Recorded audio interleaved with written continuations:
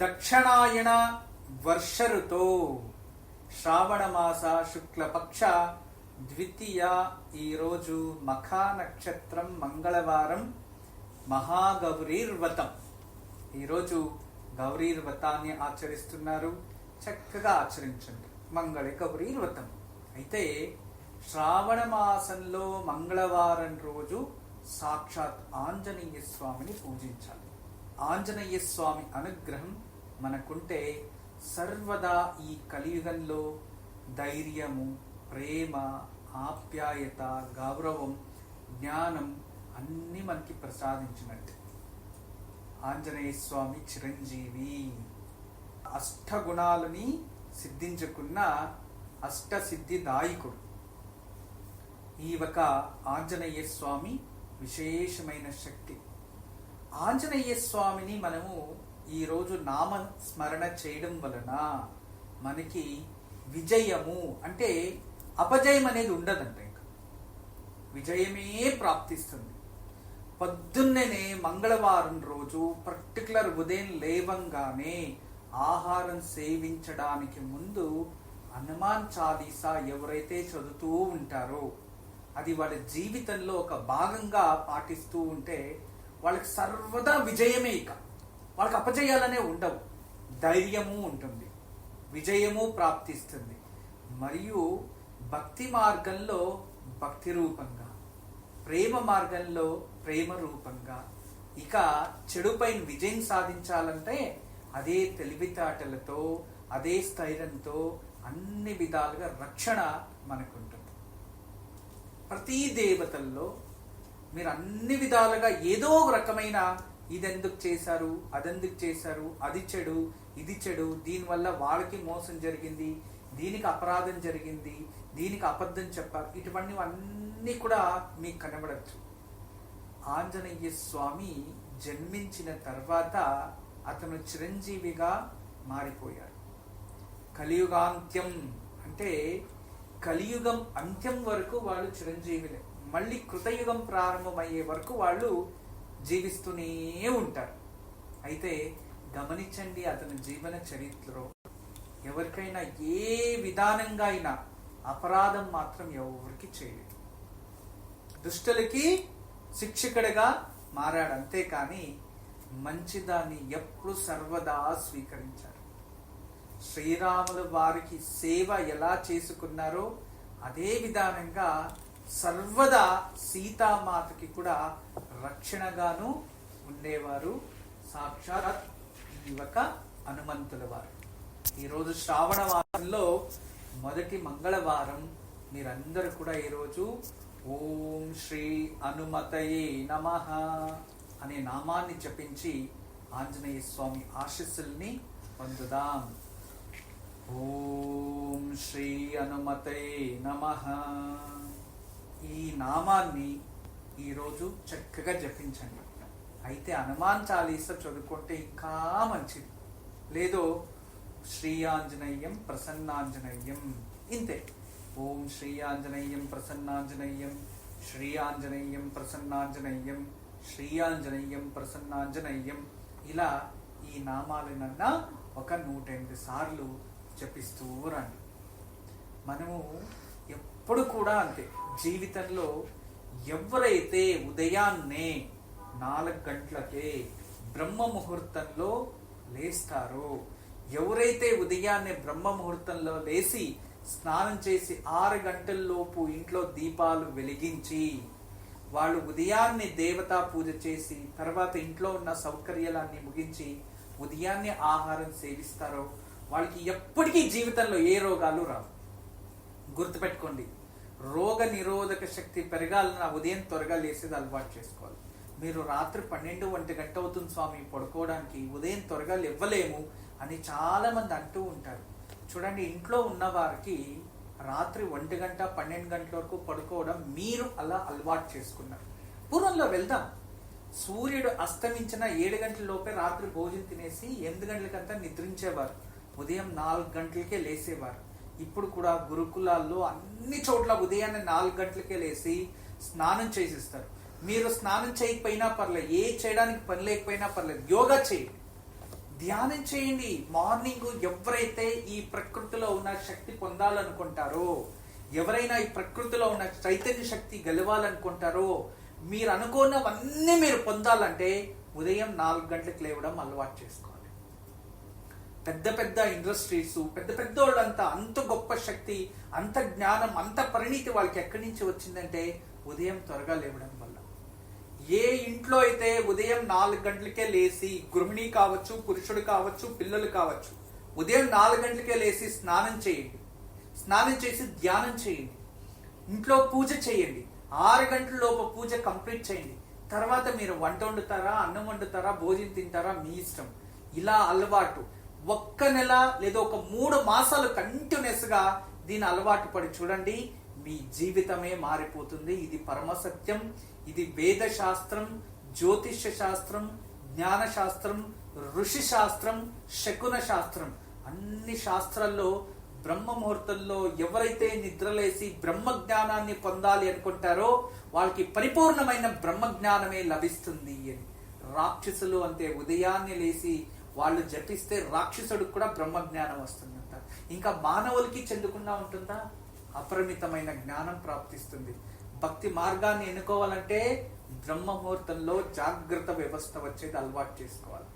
రాత్రి ఏ సమయాన్నైనా పడుకోండి, ఉదయం 4 గంటలకే ప్రతి ఒక్కరికి ఒక్క నిమిషమైనా జాగ్రత్త వ్యవస్థకు వస్తారు. ఆ సమయంలో లేచి కూర్చోండి, మళ్ళీ నిద్ర రాదు. ఎప్పుడైతే మీరు అదే బెడ్ పైన పడుకొని లెఫ్ట్ రైట్ తిరిగి ఏం చేయాలో అర్థం కాకుండా మళ్ళీ మీరు నిద్రిస్తూ ఉంటే మళ్ళీ నిద్రపై 8-9 గంటలకు లేస్తారు. దానివల్ల దారిద్రమే వస్తుంది, కానీ శుభమైతే జరగదు. పర్టికులర్ గా గృహిణీలకి ఈ మాటలు నచ్చవు అనుకుంటా. ఎందుకంటే గృహిణీలు ఉదయాన్నే లేచి ఇక అంతా శుభ్రం చేసేసి, పిల్లలకి భోజనాలు అన్ని పెట్టేసి, తర్వాత వాళ్ళ స్కూల్ పంపించేసి, తర్వాత నన్ను ఎవరు డిస్టర్బ్ చేయకూడదు, మళ్ళీ కిచెన్ లోకి వెళ్ళకూడదు అని చెప్పేసి 9 గంటలకు స్నానం చేసి 10 గంటలకు దీపాలు వెలిగించేస్తారు. లేదో ఆ ఇంట్లో అందరూ వెళ్ళిపోయారు కదా, ఇంకేం పని లేదులే, టీవీలు చూసుకొని మొబైల్ చూసుకొని ఉండిపోయి సాయంత్రం 5 గంటల వరకు టైం పాస్ చేసుకొని ఉండి 5 గంటల 6 గంటలకి ఇంక భర్త అత్తో మామ ఇంటికి వస్తారని చెప్పి అప్పుడు దడాబడా అని వాష్రూమ్కి వెళ్ళి స్నానం చేసేసి దేవుడి దీపాలు వెలిగించేసి చక్కగా ఉంటారు, ఏమి తెలియనట్టు. ఇది పరమ దరిద్రమైనది. వాళ్ళు చూడండి, రోజు రోజుకి రోగాలతో, రోజు రోజుకి వాళ్ళు మానసిక క్షోభ అనుభవిస్తూ, మానసికంగా వాళ్ళకి సంతోషమే ఉండదు. భర్తను చూసినా సంతోషం ఉండదు, అత్తామామలు చూసినా సంతోషం ఉండదు. అరే పిల్లల దగ్గర కూడా వాళ్ళు సంతోషంగా ఉండరు. ఆ ఇంట్లో ఒక ఇంటి పని మనిషి లాగా ఆ ఇంటికి పని చేసుకునే సీమితం అయిపోతారు. ఎందుకంటే వాళ్ళల్లో రాజకుమారి, వాళ్ళల్లో యువరాణి, వాళ్ళల్లో మహాలక్ష్మి రూపం చెందాలంటే ముందుగా వాళ్ళు లక్ష్మిగా మారాలి కదా. లక్ష్మిగా మార్చకుండా నేను ఇంటి లక్ష్మిని, ఇంటిని దేవాలయం చేసేస్తా, ఇంటిని లక్ష్మి చేసేస్తా అంటే ఎవ్వరి వల్ల అవ్వదు. దయచేసి ఇటువంటివి కాస్త మన సనాతన ధర్మంలో ఉన్న రహస్యాలని కాస్త తెలుసుకోండి. ఇక అంతేకాదు, ఈ రోజు మీరు బయటకు వెళ్తారు అనుకోండి, ఈ రోజు మీ పని సక్సెస్ అవ్వాలి. లేదో మంగళవారం మీరు జీవితాంతమైన మంగళవారం రోజు మన ఇంటి నుంచి బయటకు వెళ్ళడానికి ముందు కొంచెమైన ఆంజనేయ స్వామిని దర్శించుకొని వెళ్ళాలి. లేదు కొంచెం బెల్లము చాలా ఆరోగ్యానికి మంచిది. అంతేకాకుండా మంగళవారం రోజు బెల్లాన్ని సేవించి ఇంటి నుంచి బయటికి వెళ్తే ఆ పని సక్సెస్ అవుతుంది, ఫెయిల్యూర్ అవ్వదు ఖచ్చితంగా. ఇది కొన్ని రోజులు పాటించి చూడండి.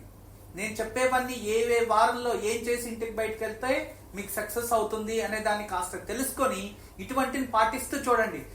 మీలో ఎన్ని ధైర్య సాహసాలు, ఎంత మార్పు వస్తుందో, ప్రజల్లో ఎంత గుర్తింపు వస్తుందో, మరియు మీరు కష్టపడుతుండే దాంట్లో ఎలా అభివృద్ధి అవుతారు అని. ఇక్కడ నుండి మంగళవారం ఇంటి నుంచి బయటకు వెళ్ళడానికి ముందు కాస్త బెల్లం నోట్లకేసుకొని వెళ్ళండి. ఖచ్చితంగా మీరు సక్సెస్ఫుల్ వైపు ప్రయాణం చేసేస్తారు. ఇది ఈ రోజు మంగళవారం ఆచరించి మీరు ఇంటి నుంచి బయటకు వెళ్ళండి, శుభం జరుగుతుంది. ఇక మరొక విశేషం ఏంటంటే, ఈ రోజు మంచి మాట తెలియచేయాలి కదా, మంచి మాట తెలియచేస్తున్నా వినండి. ఈ రోజు మంచి మాట, మనము ఈ ఒక తేలును చూస్తాం. తేలు అంటే తెలుసు కదా, ఆ తేలు కొండి వెనక ఇలా ఎప్పుడు కూర్చోడానికి సిద్ధంగా ఉంటుంది. మీరు ఎంత మంచిగా అన్నా చూసుకోండి, తేలు ఏం చేస్తుంది, దాన్ని ముట్టుకుంటే కొండితో అది కొరికే వెళ్తుంది. అవును కదా, తేలు కొండి అది కూర్చోడమే దాని నైజం, అంతే కదా. దాన్ని మార్చుతాను అనుకుంటే మీ మూర్ఖత్వమే అవుతుంది. గుర్తుపెట్టుకోండి, తేలెప్పుడు ఆ కొండి తన తోకతో కుట్టడమే దాని గుణం అవుతుంది, కానీ దాన్ని మార్చుతాను అనుకుంటే మన మూర్ఖత్వం. అదే విధానంగా కొందరి వ్యక్తిత్వాలు అలాగే ఉంటాయి. చాలా మంది ఆలోచిస్తూ ఉంటారు, వాళ్ళందరికీ వేరే వాళ్ళు చెడ్డోళ్ళు అయిండొచ్చు, నాకు మంచోడు, నేను మారుస్తాను అనుకుంటే మనం కూడా మూర్ఖలేనంటే. ఇది శ్రీకృష్ణుడు చెప్పిన వాక్యమే. ఎప్పుడు చండాలుడు చండాలంగానే ఆలోచిస్తాడు, మూర్ఖుడు ఎప్పుడు మూర్ఖంగానే ఆలోచిస్తూ ఉంటాడు. మరియు ఎప్పుడు కూడా ఇతరులకి మోసం చేసి బతికేవాడు ఎలా మోసం చేసి బతకాలని ఆలోచిస్తూ ఉంటాడు. ఎప్పుడు ఇతరులను ఎలా ఉపయోగం చేసుకుంటూ ఉంటాడు. ఇతరులు భిక్షకుడు ఎలా వేరే వాళ్ళతో భిక్షమెత్తాలి అని ఆలోచిస్తూ ఉంటాడు. ఇలా వాళ్ళ నైజంతో బతికి దానికి అలవాటు పడిన వాళ్ళు ఎప్పటికీ మీరు ఎంత సద్గుణాలు చెప్పినా, వాళ్ళకి ఏం చేసినా వాళ్ళల్లో మార్పు రానప్పుడు మీరు వాళ్ళని మార్చడానికి ప్రయత్నించి వాళ్ళ విషయంలో చెడ్డవాళ్ళగానూ మారుతారు, మరియు మీరు మూర్ఖులుగా అయిపోతారు. దాని నుంచి ఒకరిని మార్చడానికి ప్రయత్నించే దానికన్నా అటువంటి వాళ్ళ నుంచి దూరంగా ఉండడమే మంచిది అని శ్రీకృష్ణుల వారు తెలియచేసినది. అందుకే మీ ఇంట్లో మీ చుట్టుపక్కల చాలా మందికి వాళ్ళు మార్చుదాము, వాళ్ళు మారిపోతారు, అరే వాళ్ళు అందరికీ వేరే వాళ్ళు చెడు చేశారు, నాకెందుకు చేస్తాడులే, నేను మంచిగానే ఉన్నాను కదా అని మాత్రం ఎప్పుడూ భావించకండి. ఎందుకంటే మీలో ఉన్న మంచితనం అందరినీ మీ ముందు కూర్చోబెట్టుకోవడం, మీలో ఉన్న మంచితనం అందరినీ ఆకర్షించడం, లేదా అందరికీ సహాయం చేయాలి అనుకోవడం. కానీ వాళ్ళ నైజం, వాళ్ళ గుణాలు, వాళ్ళ ఏముంటాయో అవే ప్రదర్శిస్తూ ఉంటారు. అందువలన ఇతరులకి మంచిది చేయాలన్నా అర్హత ఉన్న వాళ్ళకి చేయడం మంచిది. ఇతరులకి మంచి దారి చూపించాలన్నా ఆ సమయం వ్యర్థం కాకూడదు అంటే జ్ఞానవంతులకి దారి చూపించడం మంచిది. అందువలన ఇతరుల్ని మార్చడానికో ఇతరులకి బుద్ధి చెప్పడానికో వెళ్తే మీరు మూర్ఖులుగా అయిపోతారు. కానీ అటువంటి వారి నుంచి దూరంగా ఉండండి, లేదా తప్పించుకోండి, కానీ వాళ్ళతో కలిసి మీరు మూర్ఖులు అయిపోకండి అనేదే ఈరోజు మంచి మాట. ఇక చాలా మంది ఈ కాలంలో నాకు అప్పులైపోతున్నాయి, నేను అప్పులు చేసేసాను, ఎలా బతకాలో అర్థం కాదు, అప్పులు ఎందుకు అయ్యాయి అంటే చూడండి, దయచేసి ఒకటి అర్థం చేసుకోండి. ఏ మనిషి కూడా తన సంపాదన ఏముందో దాన్ని నమ్ముకొని బతికితే ఎవ్వడికి అప్పు అవ్వదు. ఎవడో ఇతరుల్ని చూసి వాళ్ళ బతకాలి అని అనుకోవడం, ఏదో పులిని చూసి నక్క వాతలు పెట్టుకోవాలనుకుంటుంది అలా. నిన్నో మొన్నో మీకు ఒక మంచి మాట చెప్పాను, గుర్రం వేగంగా పరిగెత్తుతుంది కదా అని గాడిద ప్రయత్నిస్తే హార్ట్అటాక్ వచ్చి చనిపోతుందంట. అలా మీరు ఇతరులు చూసి నేను అలా బతకాలి అనుకుంటే ఖచ్చితంగా మీకు అదే పరిస్థితి వస్తుంది. ఎవడో కష్టపడతాడు, నెలకి 2 లక్షలు 3 లక్షల జీతము, లేదో 10 లక్షల జీతము, లేదా 1 లక్ష జీతం ఉంటుంది. అతను నెలకి 25,000 మంచికి ఇంటికి రెంట్ కట్టుకుంటాడు, లేదా లోన్ తీసుకొని ఇల్లు అదేదో కట్టుకో ఉంటాడు. తర్వాత ఇంకా 50,000 అతనికి మిగులుతూ ఉంటుంది. దాంట్లో 25,000లో కుటుంబ మనుగడు అని జరిపిస్తూ ఉంటాడు. ఇంకొక 25,000 మిగులుతుంది. దాంట్లో ఒక కారు కొనుక్కుంటాడు, మంచిగా తిరుగుతూ ఉంటాడు. దాన్ని చూసి నెలకి 10,000 వచ్చే ఇన్కమ్ వచ్చే ఒకడు, అరే నేనెందుకు కార్లో తిరగకూడదు అనుకుంటాడు. సరే, అక్కడక్కడ ఎవరో అప్పులు ఇస్తారో అందరిగా తీసుకొచ్చడం, కారు కొనేయడం. తర్వాత కారు కొనిన తర్వాత దానికి ఈఎంఐలో కట్టలేడు, తర్వాత దాని సర్వీస్ కూడా చేయించడానికి వాళ్ళ దగ్గర డబ్బులు ఉండదు. తర్వాత ఇతరులతో మళ్ళీ అప్పులు చేయడం, ఆఖరికి అప్పులు అలాగే ఉంటాయి. కారు ఏదో ఒక రోజు బ్యాంక్ వాళ్ళు సీజ్ చేసుకొని వెళ్తారు. తర్వాత చెప్పుకునేది అందరికీ నేను అప్పులైపోయాను. ఎవరైనా వాళ్ళని అడిగేసి ఏమైనా మీరు అప్పులు చేశారా? లేదో మీ దగ్గర ఉంది అని ఏమైనా అప్పులు చేశారా? లేదో మీ నాన్న తాతగారు ఆస్తుంది దాన్ని అమ్మేసైనా నేను అప్పు తీరుపుతాను అనే ధైర్యంతో చేశారా? ఎందుకు చేశారు ఆలోచించండి. ఇవి మీలో ఉన్న దుర్గుణ లక్షణాలు. ఎప్పుడైతే అటువంటి దుర్గుణాలని మీరు బయటికి వేసేస్తారో ఖచ్చితంగా మీరు బాగుపడతారు. చూడండి, ఈ కాలంలో ఏదైనా వ్యసనాలు అంటే ఎవరో తాగడానికి వ్యసనబోత అయిపోయాడు, లేదు ఇంకో చెడు వ్యసనబోత అయిపోయాడు అంటే దాన్నైనా వాటిని లేకుండా చేస్తే ఆ వ్యసనాల నుంచి బయటికి తీసుకురావచ్చు. అప్పులు చేసే వ్యసనము, అబద్ధాలు చెప్పే వ్యసనం ఉంటుంది కదా, దీన్నంత అవమానం మరొకటి ఉండదు. ప్రాణం పోయినా సరే నేను నా సంపాదనలో నేను బతుకుతాను అనుకోండి, నువ్వంత ఉత్తముడు ఇంకొకడు లేదు. అప్పులు లేకుండా బతికేవాడు ప్రశాంతంగా పడుకుంటాడు. అప్పులు లేకుండా ఉండేవాడు వాడు రాజకుమారుడు, ఎవరు రుణంలోనూ లేదు. అప్పులతో ఉండేవాడు ఇతరుల రుణంతో బతుకుతుంటే వాళ్ళకి పని మనిషిగా దాసత్వంతో నువ్వు బతుకుతూ ఉంటావు. దాంట్లో నువ్వు రాజకుమారు ఎలా అవుతావు ఆలోచించండి. నువ్వు రాజకుమారుగా నువ్వు బతకాలి అంటే ఇతరుల రుణం దించి ముక్తి చెందాలి. నీ అవసరానికి మించి నువ్వు ఎప్పుడు కూడా ఆలోచించకూడదు. అవసరానికి తగినట్టుగా ఆలోచిస్తూ, అవసరాన్ని ఎలా ఉపయోగం చేసుకోవాలో ఆలోచిస్తూ, ఎప్పుడు ఎలా బతకాలి అని ఆలోచిస్తూ ఉండేవాడే గొప్పవాడు అవుతాడు. 100 రూపాయలు సంపాదించి దాన్ని 200గా ఎలా తయారు చేయాలని ఆలోచించేవాడు బిజినెస్ మ్యాన్ అవుతాడు. 100 రూపాయలు సంపాదించి దాంతో 10 రూపాయలు కలిపి పండుగ చేసుకోవాలి అనుకునేవాడు వాడు అనుకుంటాడు భోగి సుఖపురుషుడు అని. సుఖపురుషుడు కాదు, దారిద్రుడు వాడు. చూడండి, బిజినెస్ మ్యాన్ కి దారిద్రునికి ఎంత వ్యత్యాసం ఉంటుందో.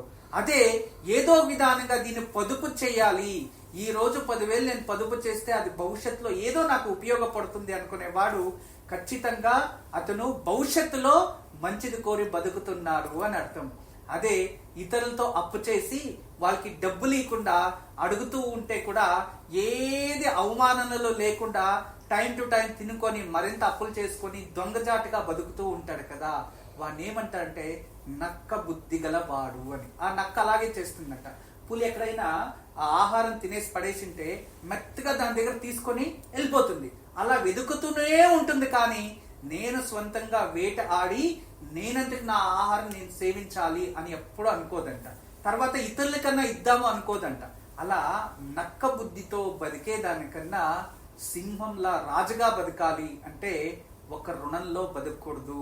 మీరు కష్టపడి బతకడం అలవాటు చేసుకుంటే మీరు రాజుగా బతికినట్టే. ఈ ఒక చిన్న విషయాన్ని అర్థం చేసుకోండి. అందరికీ నమస్కారం. ఈరోజు మీకు అందరికీ కూడా శ్రీవాస్తు యంత్రం గురించి పరిచయం చేయడానికి వచ్చాను. శ్రీవాస్తు యంత్రం మీరు చూస్తున్నారు.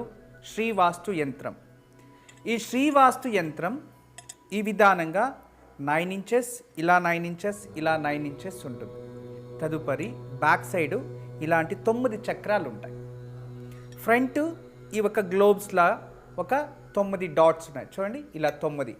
ఇది శ్రీవాస్తు యంత్రం అనేది ఒక కాస్మిక్ ఎనర్జీని అట్రాక్ట్ చేసుకుంటుంది. నెగిటివ్ ఎనర్జీని ఇంట్లో నుంచి బయటికి తరిమేస్తుంది. ఇది మీకు అందరికీ దానికి పరిష్కార మార్గంగా నేను ఇవి సూచిస్తున్నా. ఎందుకంటే చాలామంది పిల్లలు సరిగా చదువుతలేదు, ఇంకొకరు మా ఇంట్లో ప్రశాంతత లేదు, భార్యాభర్తల మధ్యలో సఖ్యత లేదు, దేవుడి గదిలో సరిగా పూజ చేయలేకపోతున్నా, ఇంట్లో ఏదో తెలియని బాధ అనిపిస్తుంది, మా ఇంట్లో ఎప్పుడు కూడా ఏదో తెలియని ఒక శ్మశానంకి వెళ్ళినట్టు అనిపిస్తూ ఉంటుంది, మా ఇంట్లో కలగానే ఉండదు ఎప్పుడు కూడా, ఇక మా ఇంటికి చాలామంది వచ్చిన వాళ్ళంతా వాస్తు దోషం అని చెప్తూ ఉన్నారు, మేము ఏం చేయాలి అని ప్రశ్నిస్తూ ఉండేవారు. వాళ్ళందరికీ కూడా ఒక మార్గోపాయం చాలా రోజుల తర్వాత రీసెర్చ్ చేసి ఇప్పుడు ఈ శ్రీవాస్తు యంత్రాన్ని మేము చూపిస్తున్నాం. ఈ శ్రీవాస్తు యంత్రాన్ని ఎప్పుడైతే ఎక్కడ ఫాల్ట్ అనిపిస్తుందో అక్కడ ఒక మేక కొట్టి తగిలించాలి, అంతే. పిల్లలు చదువుతా లేదు, చదివే రూమ్లో పిల్లలు ఏకాగ్రతగా చదవాలి అనుకుంటున్నారా, అక్కడ ఒకటి తగిలించండి. మీరు నిద్రించే ఒక రూమ్లో మాకు సరిగా నిద్ర వస్తా లేదు, పడుకుంటే చెడు కళలు వస్తున్నాయి, నిద్రించే గదిలో ప్రశాంతత లేదు అనిపిస్తుంది, అక్కడ ఒకటి తగిలించండి. లేదు ఎవరో వాస్తు దోషం అని చెప్పారా, ఇంట్లో వాస్తు దోషాని కోసం ఇంటి హాల్లో ఒకటి తగిలించండి. లేదా పూజ గదిలో ఏదో ప్రశాంతత లేదు, సరిగ్గా ఏకాగ్రత లేదు, మెడిటేషన్ చేయలేకపోతున్నా అంటే పూజ గదిలో ఒక మేక కొట్టి అక్కడ ఒకటి తగిలించండి. ఎక్కడైతే ఇంట్లో వాస్తు దోషం ఉంది అని ఎవరైనా చెప్తారో ఆ ప్రదేశంలో ఆ ప్లేస్లో జస్ట్ ఒక మేకు కొట్టి దాన్ని తగిలించండి, ఆ వాస్తు దోషం అక్కడి నుంచి వెళ్ళిపోతుంది. చాలా అద్భుతము, చాలా విశేషమైన శ్రీవాస్తు యంత్రం మీ వరకు తయారు చేయించాము. దీన్ని ఉపయోగించండి, దీన్ని లాభం పొందండి. నమస్కారం. వాస్తు యంత్రం సంప్రదించవలసిన నెంబర్లు 8844452334 040682766622.